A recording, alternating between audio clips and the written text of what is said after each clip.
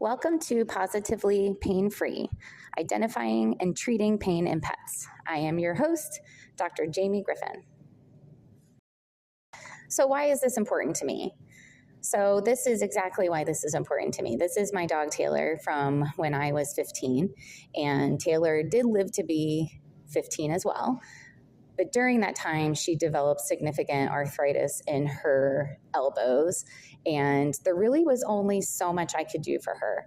And this is my favorite quote: do the best you can until you know better. Then when you know better, do better. And it's something I think about all the time, that now I know better. So in order to honor Taylor, I'm trying to do better. All right, so our agenda tonight: what is pain? What causes it? Identifying pain in pets, early intervention, and multimodal pain management. All right, so what is pain and why do we experience it? Well, it's an early warning system. It protects the body against harm. An example, which we're all familiar with, especially since we had the recent total eclipse, is that when you're looking at the sun and it's not obstructed, it's painful to do it, which is why this woman has her hand over her eye. She can't just look at the sun without having pain. The problem with the eclipse is that when the sun is mostly covered, the rays are still damaging to your retina, but it's a little bit easier to look at. So pain protects your body. All right, well, this is also pain. It's very complex. There's many mediators. There's different channels, different cellular responses. It's very complicated. There's nerves involved, spinal cord, which all mediate pain, and there's a lot of signaling pathways. And all of this is where we focus our pain management. So this is just an illustration of when pain gets out of control. So we already talked about how it's a good thing, but sometimes it gets a little bit more than we need. And this is just a small illustration of, I don't know who's familiar with The Sorcerer's Apprentice from Fantasia, but Mickey, he had a broom and some buckets do some work for him. Well, then it ends up getting a little bit crazy, and that's when pain becomes a problem. So there's consequences of this, right? So what are the consequences of chronic pain? Well, stress is one of those consequences. And we all know that prolonged stress hormones can suppress the immune system, and that happens in our pets. There's impaired mobility. And with impaired mobility, we have an inappropriate or an irregular collagen deposition, which we'll get into this a little bit later, but that is in response to injury, and it causes restrictive movement. Other consequences is something called pain memory. So when pain repeatedly stimulates the body, these pain fibers get stimulated and they have an increase in their nerve activity and actually an increase of nerve production. Therefore, they get an exaggerated response to stimuli that might not even be terribly painful. All right, so the American Animal Hospital Association, which we are a part of, has a stance on pain. They feel that chronic pain is ubiquitous in companion animals, and that we all, veterinarians, pet owners, all together must work together and switch from a damage control pain management to proactive pain management. So what are causes of pain in pets? Well, we have acute pain, which is due to surgical pain, dental pain. We get muscle injury, muscle strain pain. There's even pain in the abdomen from gastrointestinal disease or organ dysfunction. I'm going to be focusing on chronic pain from osteoarthritis. And for this presentation, we're going to call that OA. All right, so what is the prevalence of OA pain? In cats, it's been shown that 61% of cats over the age of 6 years have osteoarthritis. 90% of cats over 12 also had evidence of OA. Only 4% were mentioned in medical records or exams. For dogs, 40% of dogs exhibit signs of OA pain, but only 34% of those are treated with medication. An interesting fact, in the United States, only 60 doses of pain medication are given to pets on average in a year. All right, so what are some of the causes of OA in dogs? Age. So it can be seen as kind of a degenerative problem over time. Obesity is a big one, because with obesity, unnecessary stress is put on the joints. There can be joint damage. So genetics, maybe overexercise, rapid growth. Diet plays a role in rapid growth in large breed dogs. So if they're not put on a proper puppy diet, they can grow too fast and it can affect their joints, things like dysplasia. Injuries, so cruciate injuries, luxations, dislocations, just body conformation in general. So some dogs, their body conformation's a little bit off, like dachshunds or corgis or pugs and bulldogs. Sometimes they just have abnormal joint development. That's where the dysplasias come into play. There's also something called luxating patella that we can see in small breed dogs. Activity history. So sometimes just repetitive stress without proper training can cause problems on the joints as well. Okay, so what about cats? They're going to have similar reasons for OA as well, like body condition and weight. But maybe they have a history of injury. But they also have something called idiopathic. And idiopathic is a fancy word for we don't know what causes it. And that's unique to cats. Okay, we're going to talk a little bit now about developmental pathology. Okay, so we're going to talk about hip dysplasia. So what is the prevalence of hip dysplasia in dogs? These are just some breeds that have hip dysplasia.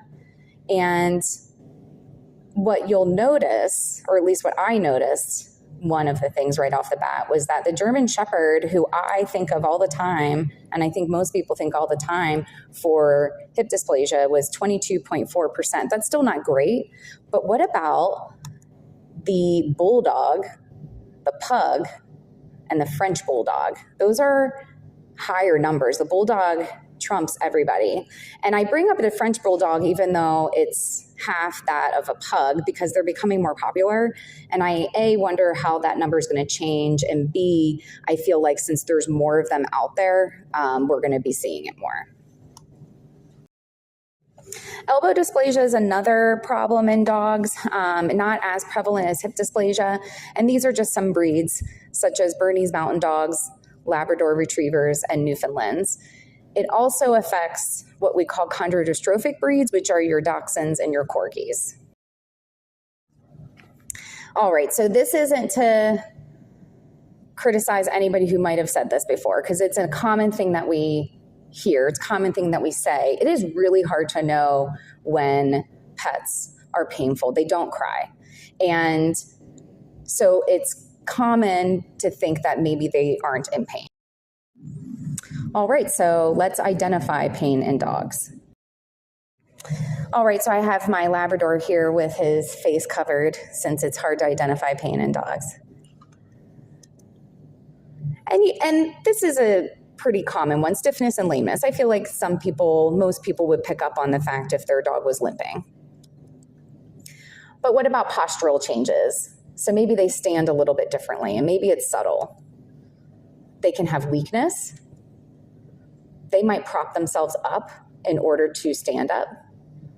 There can be sleep disturbances or changes in bathroom habits, behavior changes, disinterest in things that they used to like to do, panting or stress, maybe just pacing and restlessness and not wanting to lay down, weight shifting as they are standing, abnormal gaits.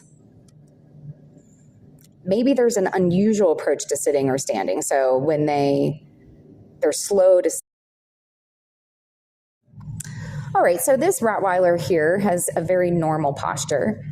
When we look at our dogs, they have 60% of their weight shifted forward. So their front legs take the brunt of the weight. 40% is in the hind legs. But you can see with this dog, his head is slightly raised, his tail is in a neutral position, his back is nice and straight, and his legs are nicely placed directly underneath him. But what about this dog? So this dog, the head is down and the back has that curve to it. This dog is not comfortable. Okay, and then there's this dog. So this dog is maybe a little bit more subtle, but if you can see, his back legs are a little bit forward. He too kind of has a curve right at the base of his tail, but he even has like an arch in his back too. He is off weighting his joints to be more comfortable standing. So this French bulldog is doing something that people will call a lazy sit. A dog with knee pain can sometimes sit with their leg outstretched like that because they don't want to bend it. This also, we can see them maybe sitting down more gingerly or getting up a little bit more gingerly. Here's another example with a pug. And we know that pugs were on the list for hip dysplasia. Studies have shown that over 75% of pugs with this abnormal sitting posture also have an abnormal gait, which would indicate dysfunction or pain. And do you remember our hip dysplasia stats? Well, 64.3% of pugs had hip dysplasia. Okay, so we're going to look at some gait changes. So dogs will often change their gait and their posture in order to offload weight on painful joints, which we talked about a little bit with the posture. Dogs who move their front and back legs together, they do that to reduce joint flexion, especially in the hips. So this dog is one of my patients, and he does what's called a pacing gait. So you'll see that his front and back legs move together, and they really shouldn't be like that. His back leg should take the place of his front leg as he walks. Here is another type of gait. So this dog has both a forelimb and a hind limb lameness, and you'll see as you watch it, his head is bobbing up and down as he moves his front legs, and his back leg, he's actually what's called a hip hike. You might see on the right hind leg that he's kind of hiking that up as he goes through the range of motion. So our pet's behavior also can clue us into how they feel. We talked a little bit about restlessness, but they can actually also show signs of anxiety, destructive behavior. Maybe they're waking up at night. Maybe they're becoming a little bit more aggressive, compulsive behavior like licking behavior. Sometimes they even lick the floor. Sometimes they'll lick their legs that hurt, but sometimes they lick other legs. Sometimes pain can be associated with problem behavior, and it's underreported because people don't know that it has anything to do with pain, the behavior. Studies indicate that at least 30% of behavior problems that were referred to a behavior specialist involve some sort of painful condition. And other reports found that maybe that's even closer to 80%. A big clue into how cats feel is actually behavior and habit change. So pain is sometimes harder to find in cats, and I really think that's why it's not mentioned a lot in exams. It has to do with the fact that it's challenging to see it happen because cats are primarily sedentary animals, and they spend a lot of time awake at night when we may be sleeping. The other interesting thing, so when I talked about one of the problems being what's called idiopathic and how that's unique to cats, feline osteoarthritis tends to be bilateral or symmetrical. So both legs are affected the same. And so they don't really limp because both hind legs hurt or both front legs hurt. Cats are also excellent hiders of pain. It's instinctual for them not to show signs of weakness. Sometimes they even still jump because they like to be up high, even if they have hip arthritis, but maybe they just use their fore. All right, so let's talk about early intervention, prevention, and how we diagnose these problems. And remember, we are a team. We have to work together to do this. So there are some preventative measures we can take. For dogs, we can slow their growth during their puppy years to minimize the expression of faulty genes. We can optimize their body weight so they're not getting too heavy. We should exercise our dogs. In fact, they should have regular low-impact exercise. It should be appropriate, and it should be acclimated. And what about diagnosis? That's another part of early intervention.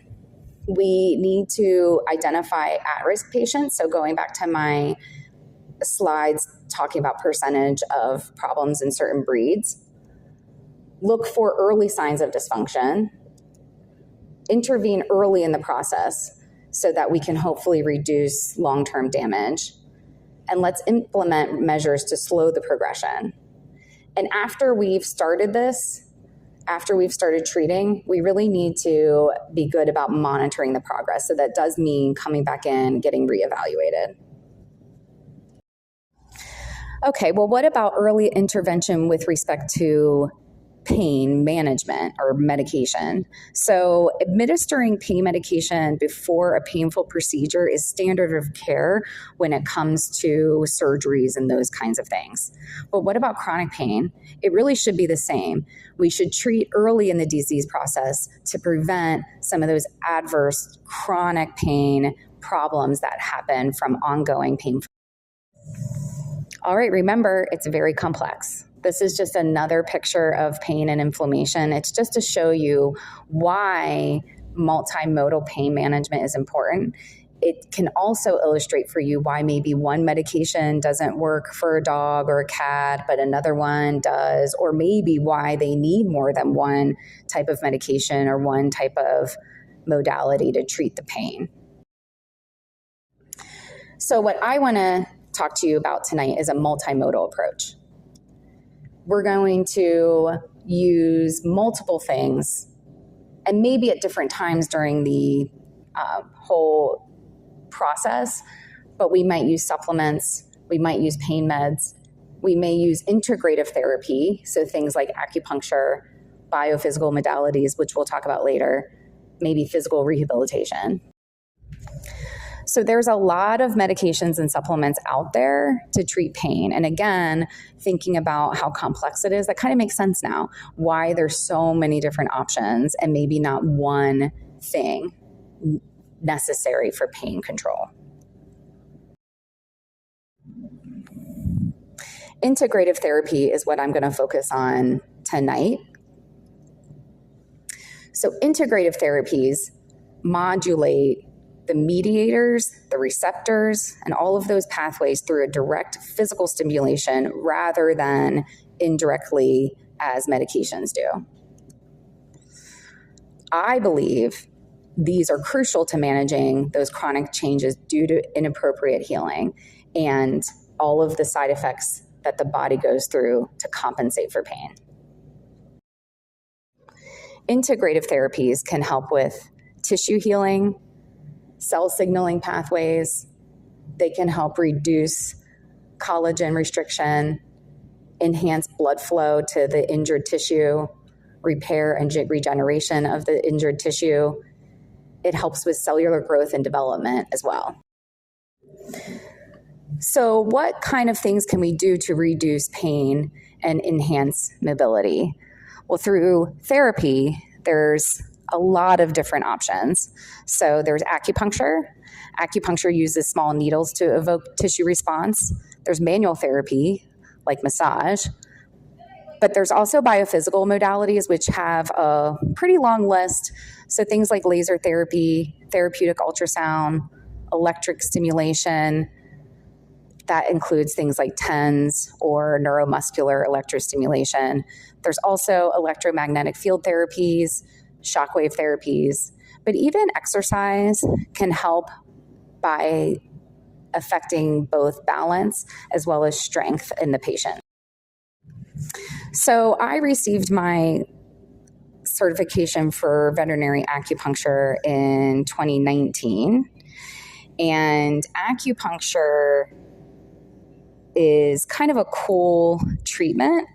There's a lot about it that's not truly understood, but I will do my best to kind of explain it to you tonight. So acupuncture uses tiny needles placed in very specific places, and these needles can stimulate cells, nerves, hormones. They can change the physical and chemical makeup of the tissue that they're stimulating. And as you can see, they're really small, anywhere from, like if you look at this picture here, on the way left is a human hair, an acupuncture needle's next, and then you have a sewing needle and then an injection needle. Now these are magnified, but an injection needle like you would use for vaccines and stuff.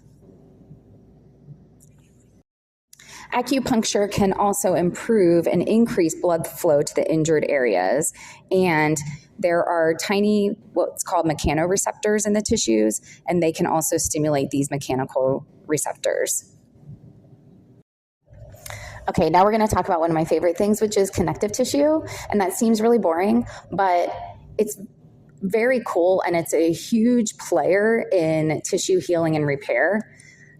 It's also a huge component of acupuncture therapy. So this is how I explain connective tissue. Connective tissue surrounds every cell, every muscle, every organ in the body. It's just like the fibers in an orange. So when you look at an orange, not only do you see the white that surrounds the orange, it separates the different slices of the orange, but there's also each of those little cells of juice are covered with a type of connective tissue. I also think of it this way too. So I always think about the force when I think about connective tissue, because I don't know if you're Star Wars fans, but they explain the force as it's in everything and around everything and a part of everything. All right, well, connective tissue, when laid down in response to injury, is never as strong as the original tissue. And without appropriate intervention, it can be really irregular and restrictive. It can affect how the body moves. It's a lot of why those earlier pictures of postural changes, it's a lot of why that happens. It can even cause permanent damage, things like contracture, where it's almost impossible to get it to break down if it is able to form improperly. This illustration is showing how connective tissue plays a role in acupuncture. So when needles are inserted under the skin, they don't go in very far, but they're manipulated, and they actually pull on the connective tissue in the area, which then pulls on the cells. Because the acupoints are in very specific places, there's very specific cells and receptors in those places where the acupoints are located. When the connective tissue winds around the needle, it stimulates all of these cells that are needed for repair and remodeling. This is a picture of some of the meridians in a dog. So the meridians are the places where the different acupoints lie, and there's 14 of them. And so if you think about what I just showed you with the connective tissue pulling on it, so these meridians, if you stimulate one of these points along the meridian, by pulling on that tissue, you can actually do some stimulation of that whole track that the acupoints lie on. This is a huge part of how acupuncture works, but it's also actually how massage therapy can work too, because you're stimulating these things along these lines. All right, we're going to talk a little bit about biophysical modalities. I mentioned earlier that there's a lot of them. Laser therapy is the utilization of light to stimulate, repair cells, and also help with regeneration and reduce inflammation. There's also electromagnetic field therapy, and it too can stimulate chemical signaling through an electromagnetic field. So one of the things on those pictures, they were showing things like ions. So ions are charged, and so you can get a biological response through the use of charge. Therapeutic ultrasound. This is a way where we use sound waves to micro vibrate the tissues, and that causes heat to form. It also brings in blood and oxygen to the damaged tissue. Electric stimulation, or TENS, can use very small current, which is not painful, and it can help to stimulate sensory nerves and override nerves that transmit pain. There's also neuromuscular stimulation using electrical stimulation. It stimulates muscle contraction. So some patients who might have weakness, if you put this on, it can actually help them to contract their muscle and so they can get stronger. Shockwave therapy also uses sound waves. It stimulates nerve endings, but it also has been shown to heal bone and connective tissue. I know that was a lot of information, a lot to take in. It can be a little bit overwhelming seeing how complex pain can be and to see all the things we can do about it. But the good news is we have a lot of things to do about it. So one of those things is therapeutic exercise. So once the pain is under control, then you can start to build up some strength, balance, and flexibility with therapeutic exercise. And so pictured here, we have 3 different dogs with 3 different problems. The one on the bottom is working on a little bit of balance. And in this position, the front legs are lower than the back legs. So there's a little bit more weight being distributed up front. But the peanut or half peanut that the dog is standing on is allowing some of the core muscles to get activated. And it's helping to strengthen the leg muscles and the obliques. The dog in the upper right is a dog with neurologic malfunction, and then these cavalettis are not only helping with flexibility so that the dog can clear those different poles at different distances, but also just a constant reminder to the limbs of where they're supposed to be. So the limbs will butt up against those poles and know to lift up. And so that's something called conscious proprioception. So this helps with conscious proprioception as well as flexibility. It can also help with strength. The dog on the upper left really has some hip and lower back issues, and it's very difficult for her to sit. So this is my technician helping her to sit on a raised surface, and hopefully we can work on that to eventually get her to sit all the way down to the ground. But like even just sitting on a raised surface and then standing again can be strengthening to the quads. Just sitting on a mat, which is a little bit less stable than the floor, can also help with some of the core musculature as well. Here are some more pictures of dogs doing different exercises. Again, a lot of core work engaged, which can be really helpful to pets who have problems with their limbs. The stronger the core, the obliques, the abdomen, the back, the easier it is for them to use their affected legs. The dog on the left, the Dalmatian, is not only stretching out his hips, but he's also engaging his balance core muscles on his front legs as they balance on that peanut. Same kind of exercise with our German Shepherd again, just not as much of an incline, but also unstable surface needs to engage all of those balance muscles and things like that. The next two, same thing, but our little Frenchie is on more stable surface. Some dogs just need a little bit more help with the balance, so maybe we won't have a mat or a ball for some dogs. And then another dog on the very end, that's a puggle, on an unstable surface, raised up as well. So all of these dogs, we are working on not only their strength, their balance, but also their flexibility.